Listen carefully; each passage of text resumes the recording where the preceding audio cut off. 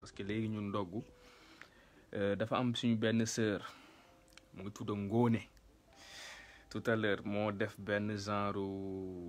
nu mu tuddati benn genre post bu attiré sama attention voilà post googu nag c'est pas pour stigmatiser suñu jigéen yi c'est important c'est pas pour tuutal suñu yeneen jigéen yi c'est important parce que nit day nekk ci dara defe ne mu ngi ci dara fekkee nekkut ci dara mais Ngone postom googu mu def suñu jigéen la gu baax Ngone si waaw di alpulaar gu baax bëgg continent am bëgg Sénégal bëgg Afrique bi yëpp dafa def benn post gu am solo lan la wax ci post gi mu ne am na jigéenu Sénégal yoo xam ne dañoo jàpp ni yeewu mooy nga xeesal ba nga weex pàcc ba pare nag jël ay karawi Jennifer Lopez def ko sa bopp mooy yaa ngi ci temps bi mooy yow tegu nga ci temps bi quoi Ngone si loolu la bind ci postom dem leen xool suñu sœur gu baax la di vrai Amazon Afrique di vrai kémit en quelque sorte dans le sens noble voilà xam lu war askanom xam lu war doomu aadama ci biiru askanom xam lan mooy rôlu doomu aadama ci biiru askanom xale gu jigéen la goo xam ne ci lu muy nekk da ci dëggu loolu tax bu mu defee postom googu dafa attirer sama attention ma ne balaa may dagg sama koor dinaa jël benn 20 minutes parce que looloo ma dese wala 15 minutes ma sànni ci ay kaddu yu ndaw ci suñu famille surtout ci weeru koor gu ñu ne gis nga culture peuple bu ne nag culture am boo ko bëggee yàq ci jigéen yi ngay jaar jigéen moom mooy levier civilisation bu ngeen mënti gis ci kaw suuf ci lépp nag bu fekkee aada jigéen moo fay levier bu fekkee diine jigéen moo fay levier su fekkee culture ak lépp jigéen moo fay levier même politique sax jigéen daf ci jouer rôle gu am solo donc ku bëgg a yàq ab peuple ab culture ab tradition jàmbur jigéen yi lay njëkk écraser jigéen yi lay njëkk laver seeni cerveau changer seen lépp comme ça mu mën a jot nag lu des donc jigéen moom mooy buntu réew jigéen moom mooy buntu lépp lu ngeen mënti gis donc di ngeen gis ni même Afrique buñ koy yàq ci wàllum culture ci jigéen yi lañ jaar te la preuve tey Sénégal exemple la ci dem leen xool tey suñu xale yi jigéen yi neexut wax parce que man mii di wax ak yéen sama biiru kër sax am na fa wala sa ñu ma jege bokk ak man deret lool am na fa mais munoo wax ba ñu comprendre lu ngay wax lan la loolu tax wax ak suñu jigéen yi des fois day métti donc ñoom il faut que ñu bàyyi xel ci seeni rôle ci fonctionnement suñu réew di Sénégal c'est très important parce que bu fekkee ab jigéen day nekk ci biir réew te xamut lan mooy njëriñam ci avancement réewam mën na bokk suñuy yàq wala sax moom mooy doon kuy yàq réew mi donc wax naa leen ni Afrique pour que gars yi jot si pour que ñi déstabiliser suñu culture yi suñuy valeurs yi en Afrique dañuy def tout ba suñu jigéen yi nekk ay aliénation dafa am Cheikh Anta Diop wax naa leen diiru dundam yëpp loolu bokk na ci combat gu mu doon mëne nan lay def ba dindi nit ku ñuul ci lii di aliénation léegi aliénation googu day tax nit ki mu perte identité wam doon beneen nit wala muy roy beneen nit goo xam ne bokkut ak moom couleur bokkut ak moom culture bokkut ak moom valeur bokkut ak moom sax diine bokkuñu dara muy roy ci kooku ba fàttee ci boppam te du mujjee doon kooku du doon dara boo xoolee tey loolu moo dal suñu jigéen yi bëre biiru Sénégal mu jaral leen ñuy jël ay xaalis yu bëre somme yu takku di ko dugal ci ay cheveux naturels di ko dugal ci ay produits yoo xam ne yuy pour mën a xeesal seeni der changer seeni couleur di liggéeyal ay multinationales chinois ay multinationales occidentaux yi au détriment de leur économie alors que mënoon nañu yeewu xool nan la ñuy def ba somme yooyu noonu ñu regrouper leen positivement pour mën a créer ay mbir ay emploi créer ay business mais xool leen jigéenu Sénégal day jël 400 000 dugal ko ci cheveux naturel léegi boo leen waree xayma jigéen yi nekk Afrique yépp yuy jóor seeni bopp karaw yoo xam ne moomuñu ko karaw yoo xam ne nirawul sax ak seeni cosaani maam seeni bëgg-bëgg maam karaw yoo xam ne day wàññi seeni identité wala day ridiculiser seeni image u peuple di si dugal ay milliards di liggéeyal ay sociétés yoo xam ne ñoom soxlawuñu lenn lu dul suñu koppar yi xool na dañuy def ba defar seeni économie ak seeni politique di utiliser suñu jigéen à travers des publicités à travers des campagnes de communication dem ba raxas suñu bopp yi raxas suñu xel yi ba jigéen ñi duñu amati référence ci Mame Diarra Bousso duñu amati référence ci Aline Sitoé Diatta duñu amati référence ci jigéen yooyu nekkoon ca talaata ndeer goo xam ne tey histoire googu ñëpp xam nañ ko duñu amati référence kii di Astu Jànka yaayu baay duñu amati référence suñu kilifa yi mag yi mais dañuy référé wu ci ay star ay superstar yoo xam ne bokkuñu ak ñoom problème bokkuñu ak ñoom urgence bokkuñu ak ñoom lenn kon sous développement bi comme Bamba Gueye Lindor sama père gi bu baax gi maa ngi lay ziar sous développement bi père lu nga wax dëgg la le sous développement est tout à fait mental mbir yi yëpp fii la il faut que ñu taal suñu xel yi ñu moytu taal dëkk bi mais nañu taal xel yi parce que bu ñu demee ba defar ay nit yu nitee nit yu xam ban heure moo jot seen biiru continent ak lu leen war pour seen continent je vous assure que léegi ñu changé suñu continent léegi ñu changé suñu dëkk di Sénégal te fu ñuy toog dina dëgër mais boo leen xoolee fu ñu toog dëgërut ndax lu maam yi yoroon fii lu ñu bàyyil ñun loolu la ñuy écarté loolu la ñuy négliger ba pare bëgg a doon keneen te kooku sa bëggut ñu doon comme moom mais daf ñuy nax déglu leen ma bu baax comme ni ñu leen ko yàggee wax ci système éducatif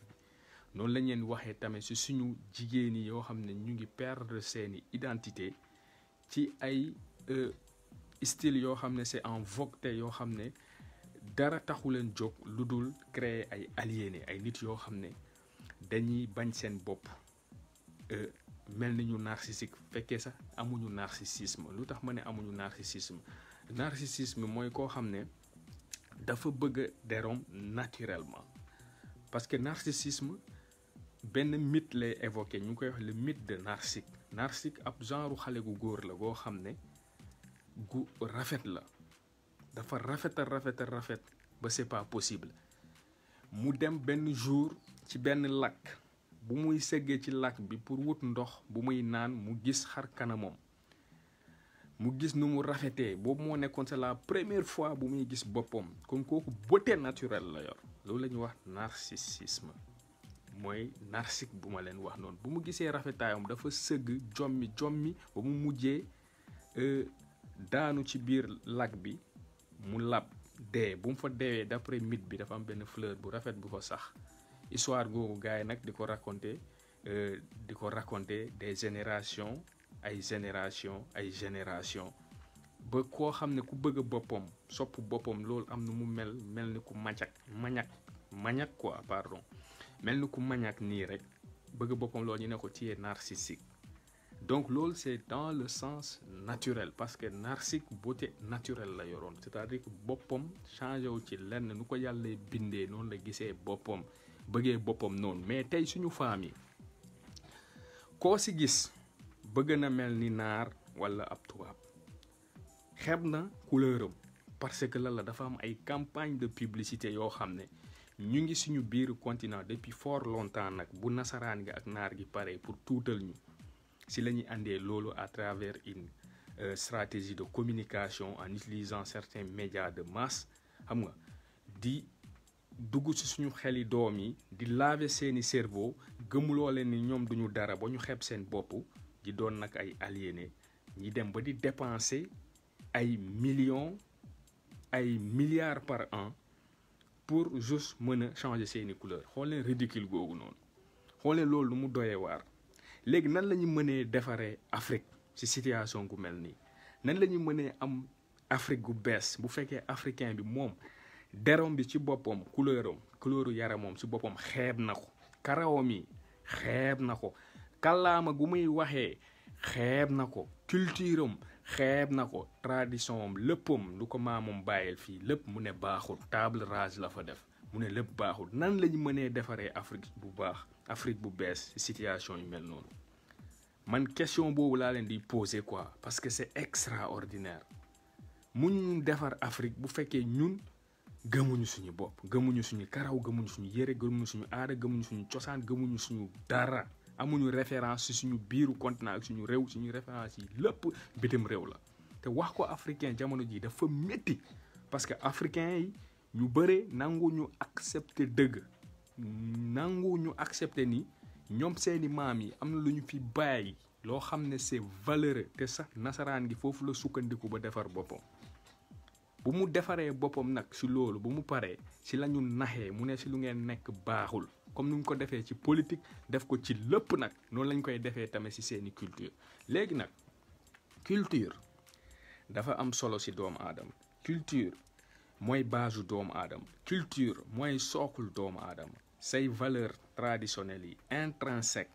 yooyu bés boo ko bàyyee yow doo doonati dara ci kaw suuf tey loolu moo dal suñu réew yi moo dal suñu continent bi en commençant par nos femmes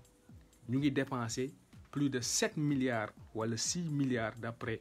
estimation yi yu ñu def ci ay produits cosmétiques yuy tax ñu mën a changer seeni der ak seeni karaw yi juste di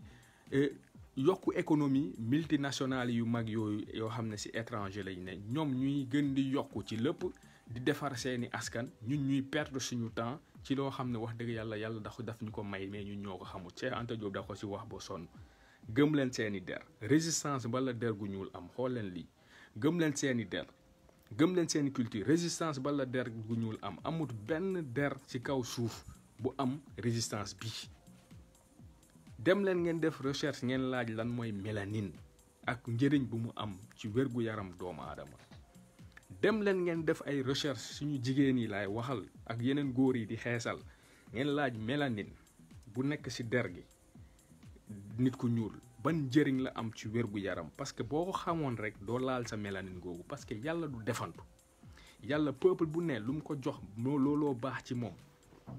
nit ku ñuul munoo nekk nit ku ñuul ba pare xeeb sa der nga defee ne yow mélanine gu nekk ci yow genre décor cosmétique la kese je vous dis non da nga juum xamoo sax lu xew mélanine googu noonu mooy sa résistance mooy sa santé mais tey suñu famille la lañ nekk di def dem di jël ay produits yu cher di ci dépenser xaalis gu bëri di ko yàqee seeni mélanine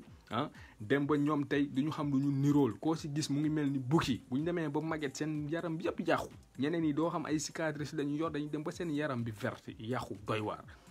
complexe gu bëri googu noonu da ngeen ko war a bàyyi parce que bokk na ci loo xam ne tey moo delloo Afrique ci ginnaaw bokk na ci loo xam ne tey moo régressé Afrique mënuñu fi nekk nag tout le temps di wax politique mais dafa am loo xam ne tey moo defar suñu homme politique yi ngeen gis nii parce que la culture la parce que la ñàkk gëm sa bopp la te ñàkku gëm googu noonu ci jigéen yi lañ ko njëkkee def ñoo ñu transmettre ko seeni fils yi seeni doom yi tey moo jur ay homme politique yoo xam ne gëmuñu seen bopp kon lu ma leen di wax ni ci politique la bokk bu fekkee xamoo leen peut-être di ngay wax ñi chaque débat lu nekk ñu wax ci affaire bi du loolu nekkut di wax ci lu ne mais dañuy wax ci loo xam ne mooy defar le vrai africain lu ñu wax le nouveau type de sénégalais mais le nouveau type d'africain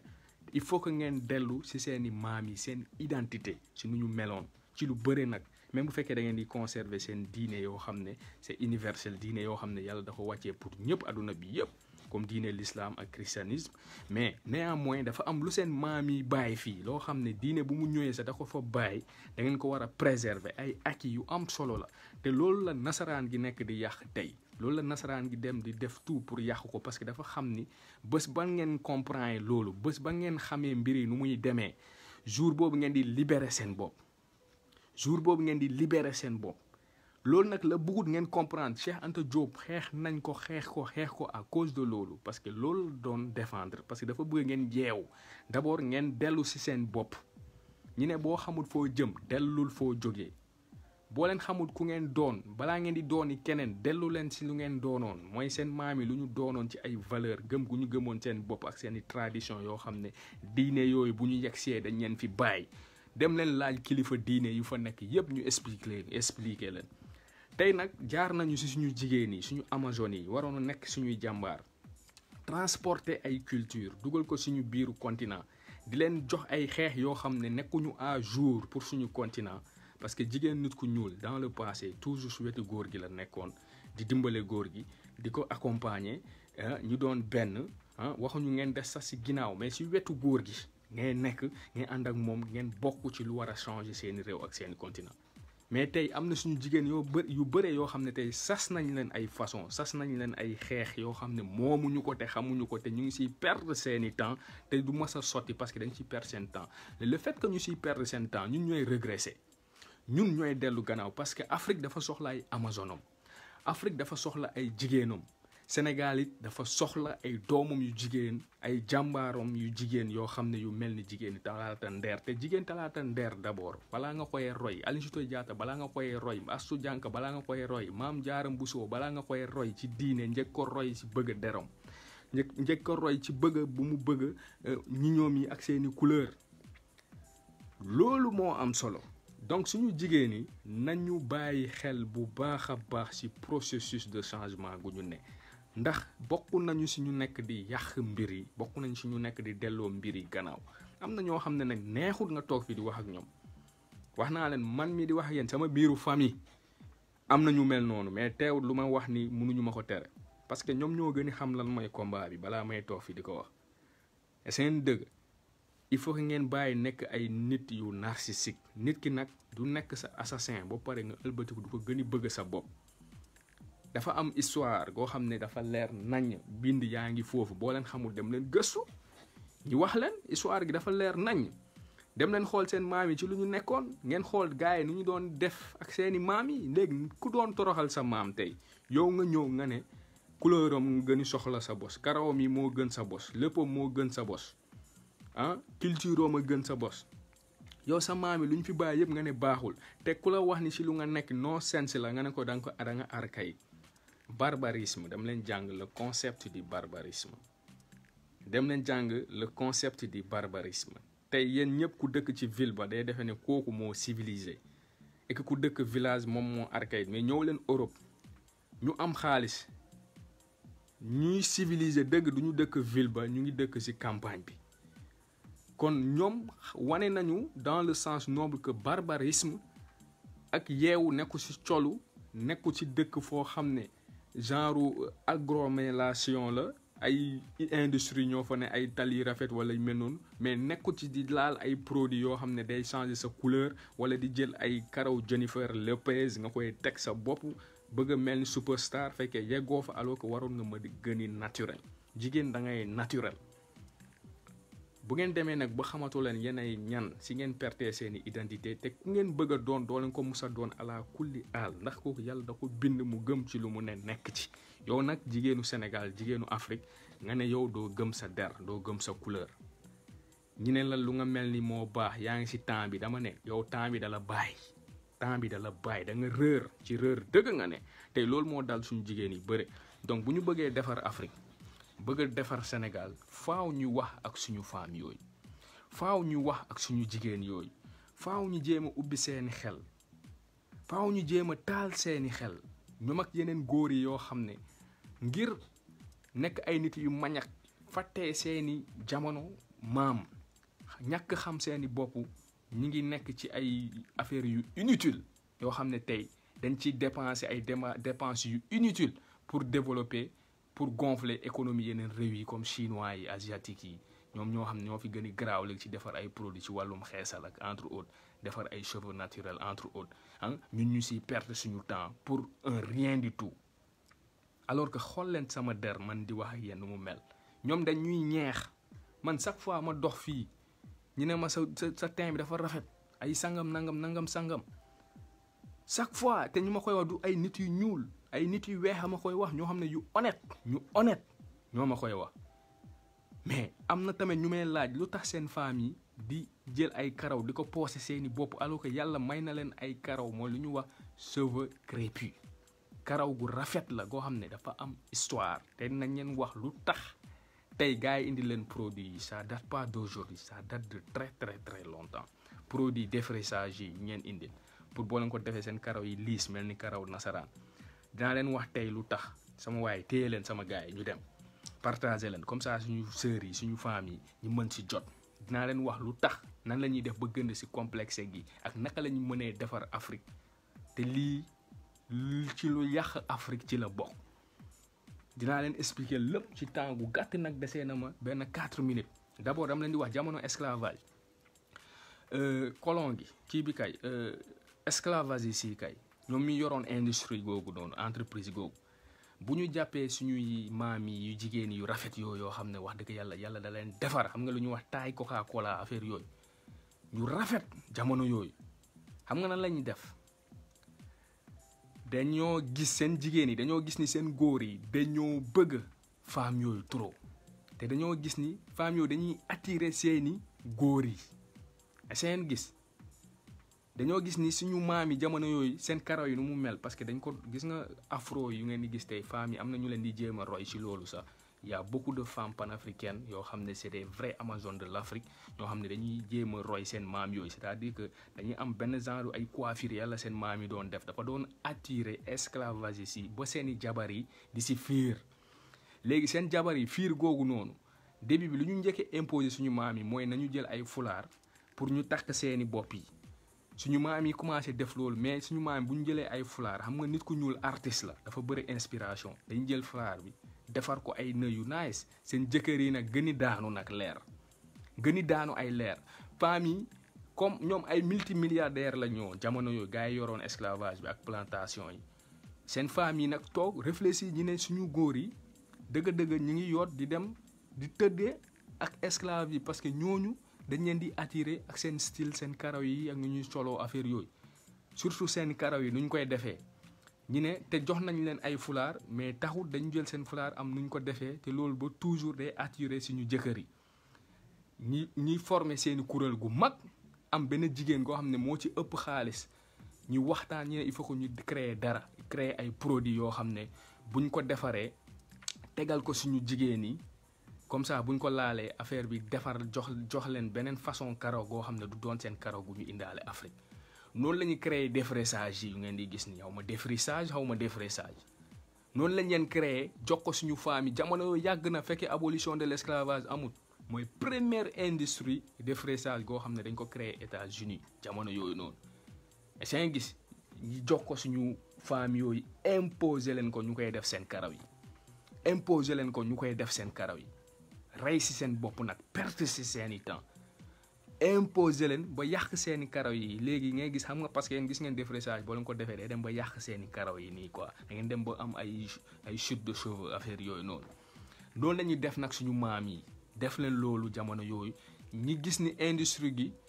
am na lu mu yàq léegi seen góor yi nag nu ñu doon demee si nit yu ñuul yi ñu wàññi ko ñu gën yokku industrie gën ko may doole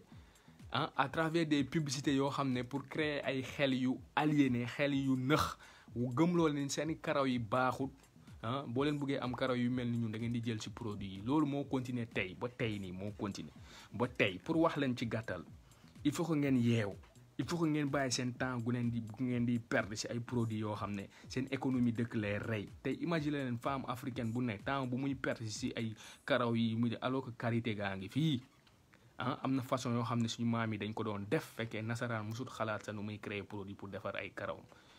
karité bi ak yamba bi lu muy mayee karaw kenn mënu ko expliquer boo jëlee yamba nga lakk ko nga boole ko ak karité defar ko ba mu baax ngay defar sa karaw di ko traité di ko raxas ak saabu je vous assure que di ngeen gis résultat bi moo gën foofu ngeen di jël ay affaires yi bon yi yoo xam dañ koy jël def ko seeni karaw ba pare di yàq seeni couleurs yi yaram ci ay produits yoo xam ne da ngeen ciy dépenser lu cher alors que boo leen économiser loolu yëpp femme bu nekk mun nga créer sa propre business wala mun ngeen créer GIE di créer ay business di liggéey mais lu ngeen di perdre seen xaalis ci seeni yaram yi ci loo xam ne du leen indil dara lu dul xeeb seeni der ak xeeb seeni identité seeni couleur nekk ay aliéné dafa ëpp donc na ngeen éviter yooyu noonu ngeen éviter di suivre yeneen campagne de publicité yoo xam ne dañoo occuper suñu médias yépp l'ennemi de l'homme noir c'est l'homme noir lui-même ma mënuma comprendre ma nekk nit ku ñuul ma naan dama bëgg nit ku ñuul ba pare nekk nit ñuul naan dama bëgg nit ku ñuul ba pare yor télévision naan man panafricain laa ku bëgg Afrique laa ba pare may nangu publicité yooyu ñuy jàll sama télé ngir parce que xaalis laa soxla ñuy yàq sama identité peuple boo leen bëggee defar Afrique il faut que ngeen nangu def yeneen part de sacrifice yooyu noonu il faut que ngeen nangu sacrifier seen bopp as tuut munoo leen wax ni da ngeen bëgg a defar Afrique ba pare te yéen ngeen bokk si ñuy nekk di yàq Afrique nekk ay kaña di yàq Afrique loolu moo war a jeex loolu il faut que ngeen arrêté ko parce que nag ñii ñu ngi toog di leen seetaana ñi xam nañu lu ngeen xamul mais dañu noppi cool nii rek parce que dañu amul jot pour def yenn nii pour wax amuñu moyen pour occuper yeneen arènes yi ak territoire politique yi commencé di wax di yàq seeni dil yéen ñëpp da ngeen di yàq suñu femme donc pour wax leen nasaraan musu leen bëgg fuuf ba gën leen bëgg boppam te ñoom chaque jour ci lu ñuy liggéey mooy def tout pour xeeb ñu dam leen di jox quelques preuves yu ndaw te yéen ñëpp ku ci am doom tubaab la koy jëndal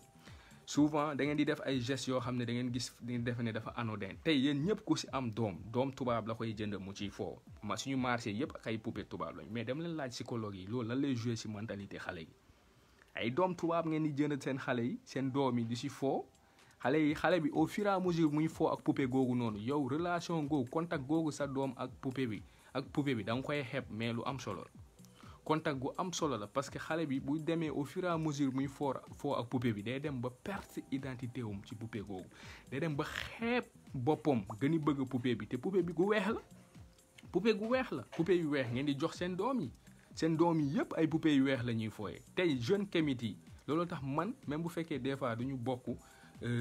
lu ñuy ànd ci seen raisonnement et tout dina am benn couragement souvent buy am sama diggante ak ñoom damay apprécier bu baax liggéey bu ñu nekk di def par rapport ak poupée yooyu parce que tey jeune Kemet yi def nañu tout ba créer ay poupée yu ñuul ba nit ku ñuul mun nga jël poupée bu ñuul jox ko sa doom mu siy foyee comme ça mu mën a yëg boppam ci poupée googu noonu mën a defar xelam ci poupée googu mais boo leen joxee seen doom yi ay poupée yu weex yu am karaw yi nasaraan looloo tax seen xale itam bu ñu màggee dañuy xeeb seen der xeeb seen bopp mooy waral xeesal yi mooy waral affaire yi bëre yoo xam ne yéen da ngeen koy xeeb ça vous semble un peu anodin alors que c'est très important lu am solo la c'est pas du tout anodin donc xool leen ba lu ngeen def deuxième bi mooy tey boo leen demee ci seen feuilleton yi ak yeneen livres yi le méchant nit ku ñuul lañ koy def couleur gu ñuul lañ koy def le méchant le gentil ku baax ki ñi def ko couleur gu weex bu ñuy représenter démon yi bu ñuy représenter enfer gi nit ku ñuul la ñuy def dessin yëpp nit ku ñuul la ah boo leen xoolee Iblis sax nit ku ñuul lañ ko caricaturer Iblis dafa ñuul d'après ñoom quoi le diable dafa ñuul essayé di gis léegi nag ñu baax yi ñu nekk àjjana ñooñu dañoo weex boo leen demee xool ci seen caricature yi ci seen dessin yi bëri ci affaire religion et tout ça c'est-à-dire naxaate bi dafa war a jeex te loolu nag pour mu jeex ñun ñoo war a toog di wax ak yéen comédie bi dafa war a jeex comédie bi jeex na ngeen yeewu seen dëgg bëri na fi ay feuilleton yoo xam ne da ngeen bàyyi seen doom yi nekk ci di seetaan ay feuilleton wala ay dessin animé yu dul jeex yoo xam ne ci biiru dessin animé bi def nañ fa loo xam ne mooy tax xale bi di aliéné mooy tax xale bi perte identité am mooy tax xale bi du doon nit bu màggee day bañ deram bañ couleuram bañ léppam nekk nit goo xam ne bëggul darawam mooy indi aliénation gi mooy tax muy dem ba di xeesal muy jël ay cheveux yoo xam ne di ci dépenser ay plus de 500 000 par an alors que mënoon na ko dugal ci business boo xam ne mooy tax mu avancer loolu mooy aspect boo xam ne dinaa leen ko wax ci par rapport ak nasaraan bi plan bu mu fi teg te plan boobu mun nañ ko déjouer mais bu ñu koy déjouer bu ñu wax ak suñu famille tamit nañu déglu yéen a mun a dimbale seen góor yi ci combat gu ñu ne yéen a mun a dimbale seeni góor yi ci li ñu ne boo leen bëggee changer seeni continent comme ça ñu gën ci mbuumu njaam bi dafay yàgg depuis 1960 lañu jël suñu indépendance lu tey mënuñu fi nekk di négocier ba kañ dañu waxante dëgg donc heure bi jot na ndogul maa ngi ndogu fii sama waay maa ngi ndogu gis ngeen heure bi jot na mais man lii daf ma ñor am ci jaamu yàlla donc dimbale leen seeni góor yàlla yi ci lu ñu ne dimbale leen seeni góor yi yoo xam ne tey ñu ngi wax ci fu ne ci rajo yi ci télé yi ci réseaux sociaux yi ci ñu ngi bind ay livres ñuy wax ak yéen mais def leen effort suñu famille def leen effort ngeen xam ne changement bi mënut nekk feneen fudul ci yéen xool leen man tey sama heure ndogu jot na ñu ngi may woo pour dem ndogu mais xoolal fu ma toog di wax ak yéen fa laa toog parce que man pour man lii moo gën a important lépp mais nañu waxante dëgg donc dimbale leen jaam yi ngeen bañ a nekk nit yoo xam ne dañ leen di nax comme ay dof yoo xam ne ku jóg rek nax leen yóbbu leen bañ na loolu bu leen nangu nekk ay yóbbaale ma yeewu leen ubbi leen seeni brin il est temps ubbi leen seeni brin ñun nag nañ si def ay thèmes yu bëri tout le temps pour wax ak yéen tey nag lu tax ma wax ci mooy dafa am sœur goo xam ne Ngoné la tudd Ngoné si mu ngi bind benn post si kii am wax ci di xale goo xam ne dafa gëm deram gëm nit ku ñuul xam ne ñun dañoo rër ñu si gën a bëri si ñun dañoo rër lan la wax mu ne suñu femmes sénégalaises yi pour ñu doon ay nit ñoom pour ñoom il faut que ñu jël karaw yi Jennifer Lopez def ko seen bopp changer seeni couleur xeesal ba xees pecc naan defe ne loolu mooy yëfi nit yëfi dof la donc pour wax leen ci dëgg-dëgg il faut que ñu tegu ci raay yi jub ñu dimbale góor yàlla yi ànd ak ñoom pour que ñu mën a changer Afrique il faut que ñu taal xel yi il faut que nañu taal xel yi naxante bi dafa bëre teg nañ fi plan yi bëre pour ngeen bañ seen bopp wax naa leen dessin animé yi xeesal baa ngi fii ngeen dem ci diine bi sax dugal nañ fa ay bagages yoo xam ne fa laay daanale balaa may dem dagg sama koor parce que il faut que ma dagg sama koor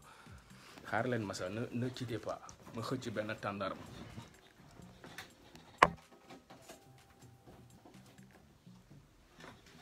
bismillah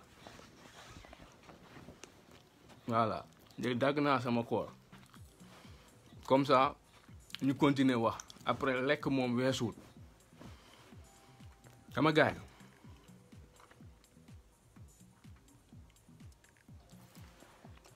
dégluleen ma bu baax même si diine bi laa leen wax dugal nañ fa ay bagages ci ñaari diine yépp nag muy christianisme ak l'islam yépp nax ñu nag boo leen xoolee lu baax ci diine yépp ñi ne ñoom la mais boo leen delluwee ci Cheikh Anta Diop bi ngeen gis kàcc gu ñu kàcc nu mu bëree ci du bëre nag sa waay ñun de fii heure bi jot na France parce que ñun 20h40 45 la ñuy ndogu moo jot fii 20h45 sama gars yi voilà ñu continuer dama ne même ci diine bi boo leen demee ba ci biir ñaari diine yépp nag yu ñu gëm biiru Sénégal dugal nañ fa ay bagages yoo xam ne jar na gëstu bu leen jaawale culture ak religion bokkut bu leen jaawale ñaar yooyu parce que jour boo leen mënul def la part des choses entre culture ak religion da ngeen dem ba di perdre seeni identité ci loolu parce que lan la ñeen gëmloo même yonente yàlla Moussa goo xam ne biiru Afrique ca Égypte fa la sokkeekoo dem nañu tuuba ñu ne ku weex la mais boo leen demee xool seetlu gëstuwaat Moussa dafa ñuul Moussa nit ku ñuul la ak yeneen yonente yépp ñoom yonente yàlla Ibrahima ku ñuul la woon man loolu laa gëm d'après man samay investigation yu ma def ku ñuul la parce que Cheikh Anta Diop moo ñu xamal ni Afrique mooy berceau de l'humanité léegi Afrique mënu doon berceau de l'humanité ba pare am yonente yoo xam ne ñu jiitu woon jamono en commençant par suñu maam Adama yonente yàlla Adama ñu leen Adama feneen la judd fu dut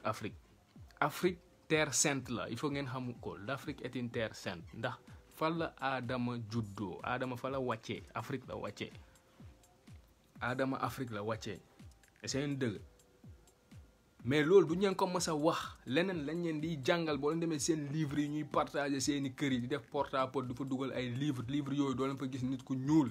àjjana nit ku weex nga fay gis safara ngeen gis fa ay démons yu ñuul démons yi yëpp ñu représenté leen ñu doon ay représentation yu ñuul kon nit ku ñuul il faut que nga ubbi sa xel parce que nag yàlla nag wax dëgg yàlla melut noonu buñ ñu gëmloo ni yàlla noonu la mel yàlla melut noonu yàlla dafa yemal ñëpp xeet yi yëpp la yemal kon yàlla du jël ay communauté ab peuple gu mel ni Afrique te du fa wàccee ay yonent tey kon da ngeen war a xam ni histoire yi dañ ko war a bindaat loolu tam dama taay nekk fi di jàng livre nasaraan yi affaire yooyu dama ci taay dama ci sonn parce que seen livre yi si la ñuy naxee livre nasaraan yi mun nga ko jàng ba pare nga jël recul ba pare nga xool fan la naxee say maam nga teg ko fee ndeyam nga dem defi leneen livre bu lay njëriñ mooy livre Cheikh Anta Diop yi livre Ousmane Sembène yi livre ainsi de suite suñu maam yi yoo xam ne ñu fa nekkoon te mu yàgg nañ di bind écriture Afrique la soxee xoo safara Afrique la soxee xoo ce que rek histoire a demee noonu gars yi ñoo ëlbati carte yi mais tey mun nañu delloo mbum bi ci mboy ga mooy lan nañu defar suñu lépp nañu defar suñu famille ba ci diine yi bu leen nangu ñu nax leen ci dara bu leen nangu ñu nax leen ci dara bu leen nangu ñu gëmloo leen ni ñun lépp ñoom la lépp lu bon ñun la et que ñoom ñu ñoo ñu war a civiliser et que lépp luy dëgg faa mu weex lépp luy dëgg faa mu weex pourquoi léegi ñun gars yi ñoom ñoo ñu war a wax lu baax ci ñun ak lu bon ci ñun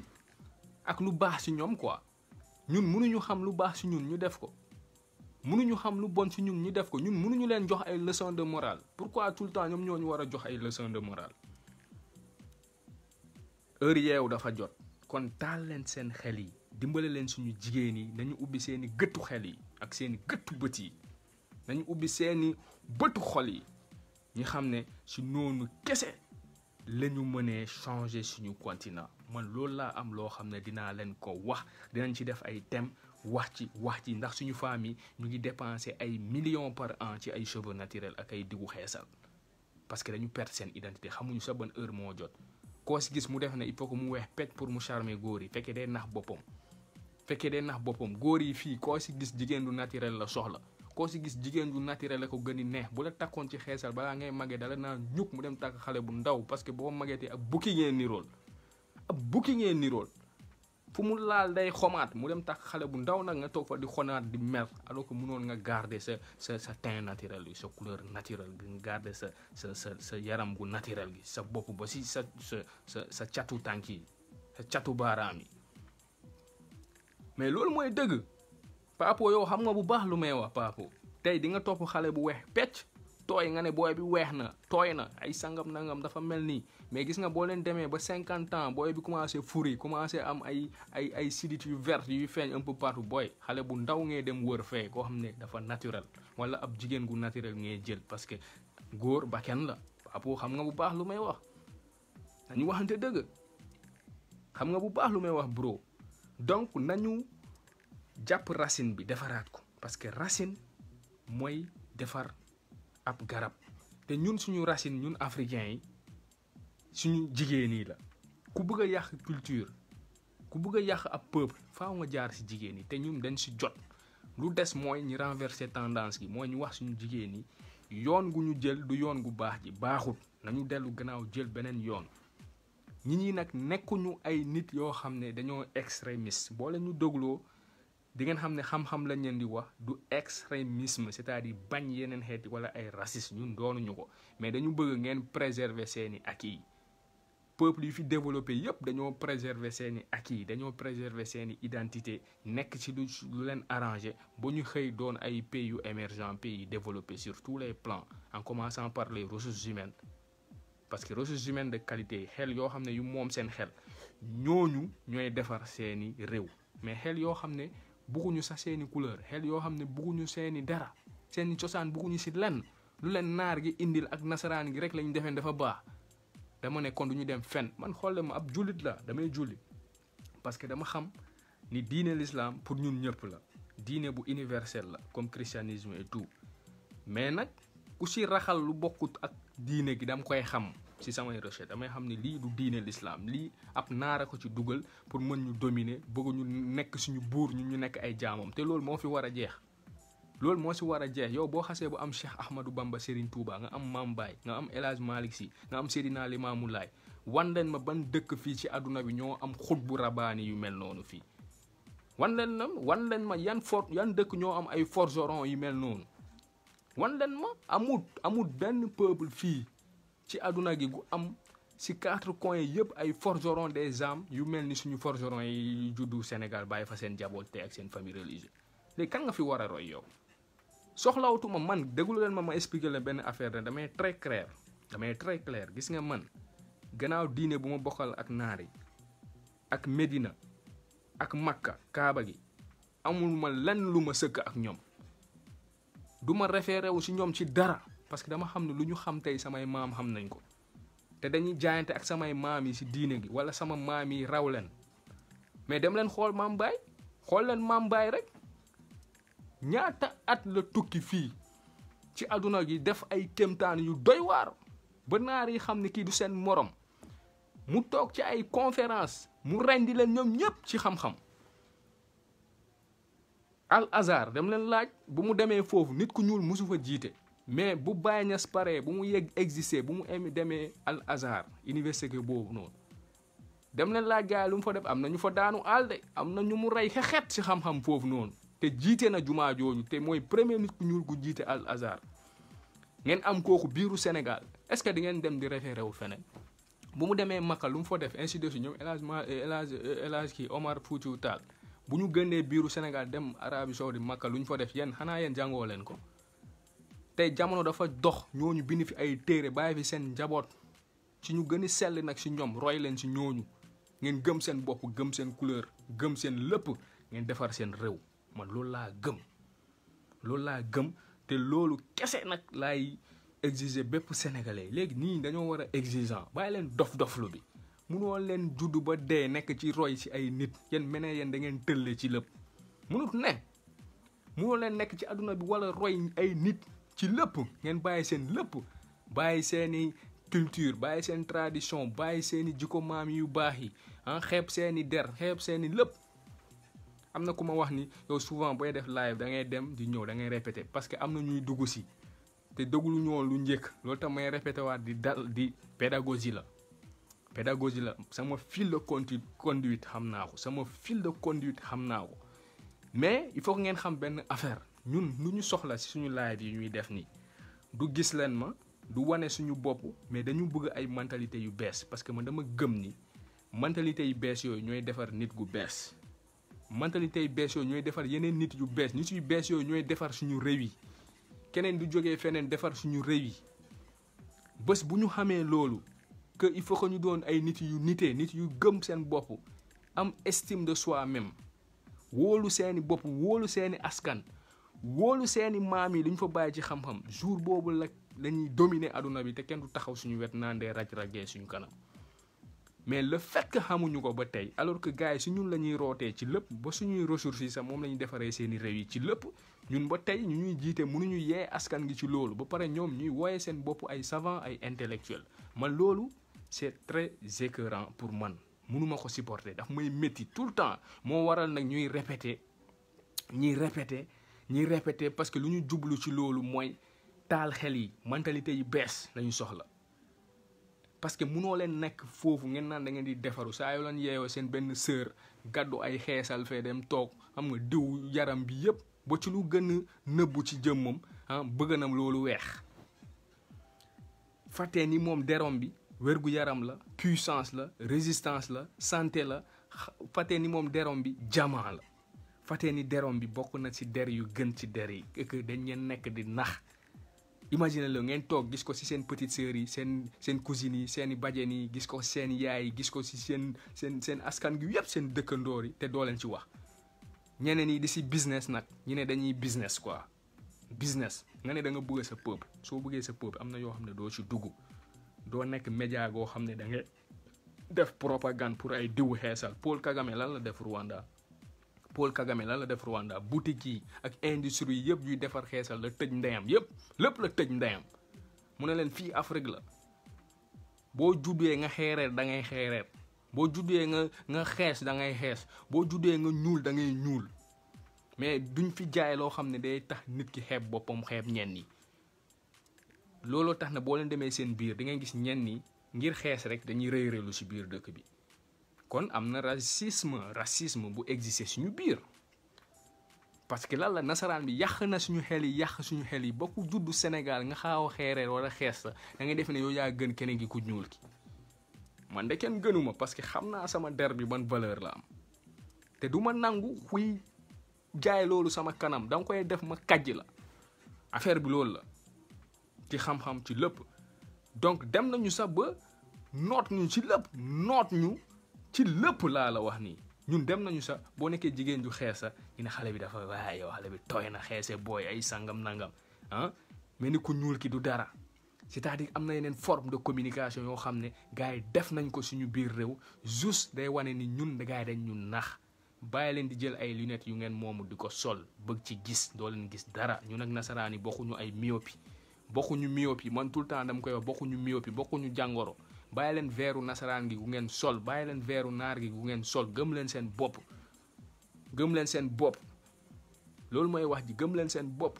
def nañu tout ba nax leen ci lu bëre lu ma leen di wax ni yéen a ko gën a xam yéen a ma ko gën a xam tey am na ñoo xam ne ñu ngi biiru Sénégal juste parce que teint clair ñu defe ne ñoom ñoo gën ñenn ñi ñu ñuuli ku noir d'ébène yi dañu waxante dëgg am na fa gis nga man lu ngeen bëggul dëgg laa leen di wax gis nga man dëgg bu ngeen nangut moom laa leen di wax te lii dinañ ci wax a wax ba nu ñuy changer Afrique wala ñu sangoo suuf bàyyi leen fii bàyyi fi seen njaboot wala bàyyi fi suñu njaboot ñooñu ñu continuer lu ñu war a def mais faaw ñu xeex parce que heure bi moo jot donc mënuñu nekk ci situation bi quoi trop c'est trop quoi dafa ëpp dafa jéggi dayoo naxante bi dafa bëre donc gis ngeen nax yu ñu nax noonu yëpp ci lépp nag il faut que ñu corriger ko il faut que suñu famille delloo ci seen xel il faut que ñu xam ne ñoom seen devoir mu ngi ci à côté de leurs hommes de leurs maris il faut que ñu xam ne ñoom combat bi ci lañ bokk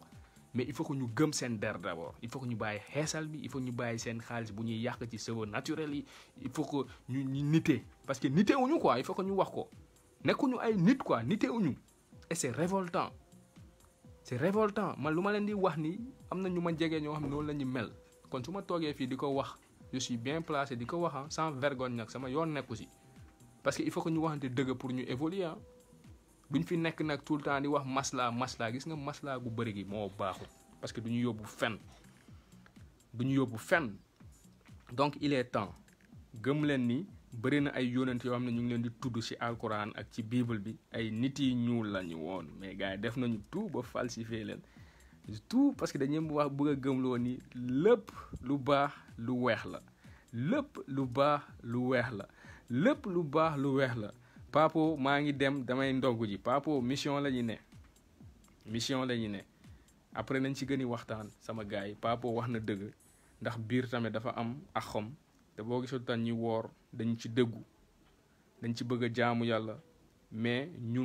pour ñun jaamu yàlla bu gën a mag moom la ñuy def nii mooy yee suñu askan taal xel yi incha allah bu neexee suñu borom lépp dina changer la patrie ou la mort nous vaincrons di leen souhaiter yéen ñëpp bon ndogu dem leen ndogu jërëjëf. Abonnez-vous sur votre chaîne OSR Monde et activez la cloche pour ne rater aucune de nos prochaines vidéos.